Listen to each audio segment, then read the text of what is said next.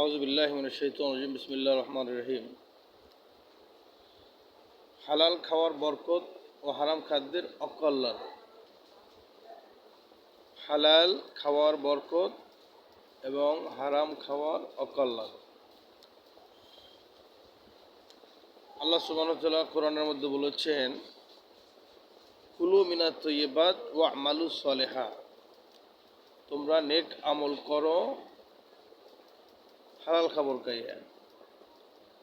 তোমরা হালাল খাবার খাও যাতে করে তোমরা নেক আমল করতে পারো।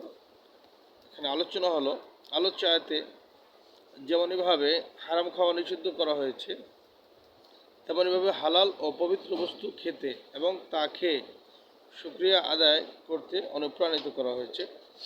কারণ হারাম খেলে যেমন মন্দ অভ্যাস, দুশ্চরিত্রের সৃষ্টি হয়, ইবাদতের আগ্রহ স্থবিত হয়ে আসে এবং দোয়া কবুল হয় না, তেমনইভাবে হালাল খাবারে অন্তরে এক প্রকার নূর সৃষ্টি হয়।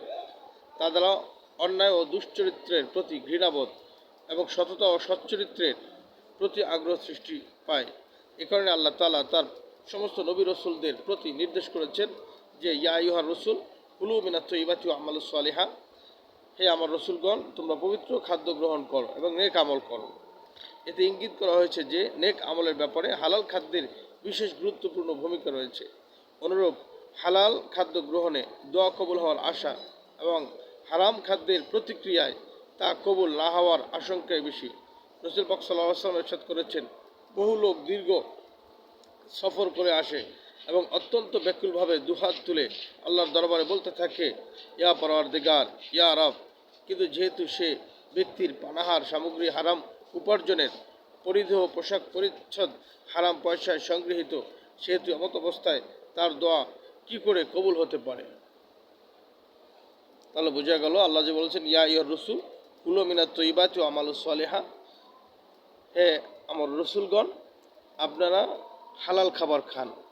কারণ হালাল খাবার খাওয়ার দ্বারা বান্দার মধ্যে নেক আমল করার একটা যোগ্যতা তৈরি হয়, আর হারাম খাওয়ার কারণে বান্দার মধ্যে দুশ্চরিত্র এবং বাজে অভ্যাস তৈরি হয়।